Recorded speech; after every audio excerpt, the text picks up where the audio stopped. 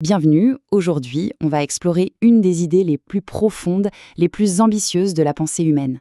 C'est une vision du cosmos et de la compassion qui redéfinit complètement notre réalité. Allez, on plonge dans l'idéal du bodhisattva. Cette simple phrase, elle est au cœur d'une branche immense du bouddhisme. Et attention, on ne parle pas juste de l'humanité ici. Non, la compassion est étendue à absolument tout ce qui existe. C'est une promesse d'une portée juste vertigineuse. Alors, qui peut bien faire un vœu aussi extraordinaire?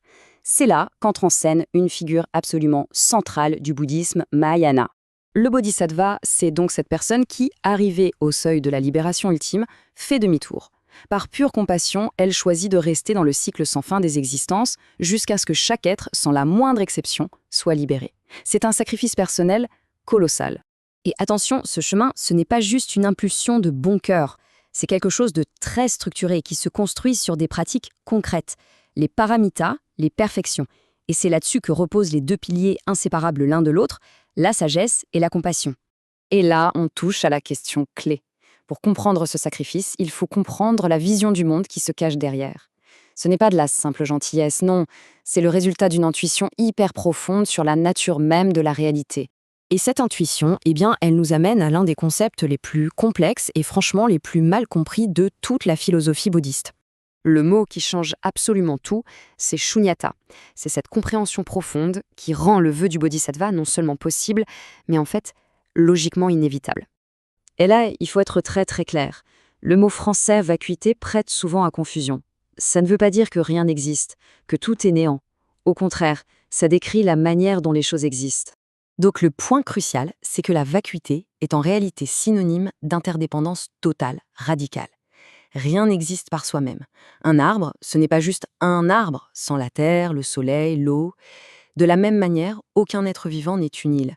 On est tous tissés ensemble dans la même grande toile de cause et d'effet.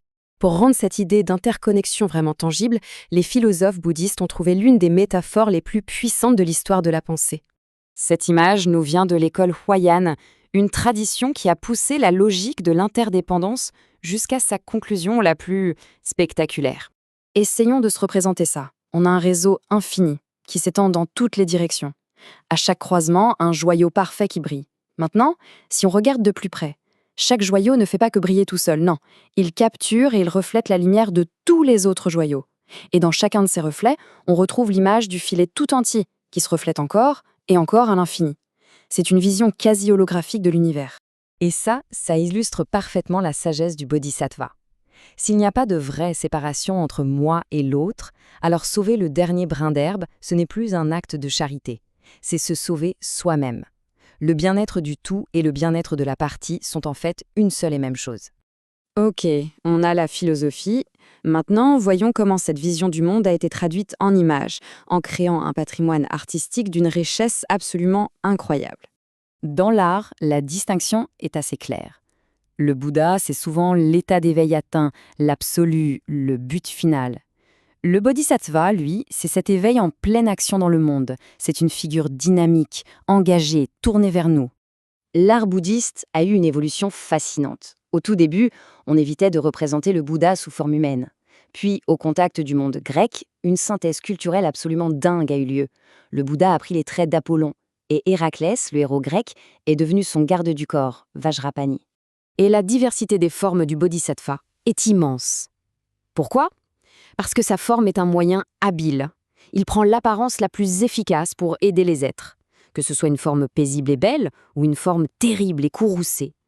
Les mandalas, ces cartes cosmiques complexes, sont une autre façon de représenter cet univers totalement interconnecté.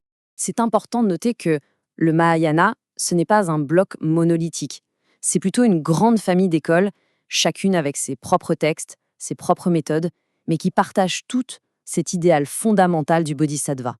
Bon, pour conclure, on va essayer de ramener cette vision cosmique immense à une échelle beaucoup plus personnelle, à l'échelle d'un seul instant.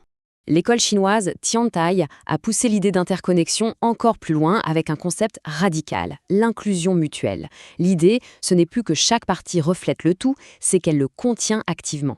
Pour comprendre ça, l'analogie de l'aimant est parfaite. On sait tous qu'un aimant a un pôle nord et un pôle sud. Si on le casse en deux, on n'a pas un bout nord et un bout sud, non. Chaque fragment recrée immédiatement un pôle nord et un pôle sud. Peu importe le nombre de fois où on le brise, chaque morceau contient toujours la totalité des propriétés de l'aimant. Eh bien, pour l'école Tiantai, c'est pareil avec l'univers. La conclusion de cette logique, elle est complètement folle. Réfléchissons-y une seconde. Si chaque partie, sans aucune exception, contient la totalité, ça veut dire qu'un seul atome, que ce fameux brin d'herbe du début, ou même qu'un unique instant de pensée, contient en lui-même l'intégralité du cosmos. Et donc, tout ça nous laisse avec une question assez personnelle. Si l'univers entier se joue vraiment dans chaque détail, alors, à quoi ressemblerait le monde qui nous entoure si l'on changeait de perspective sur le plus petit des éléments? Quelle transformation du tout un simple changement de regard pourrait-il bien déclencher?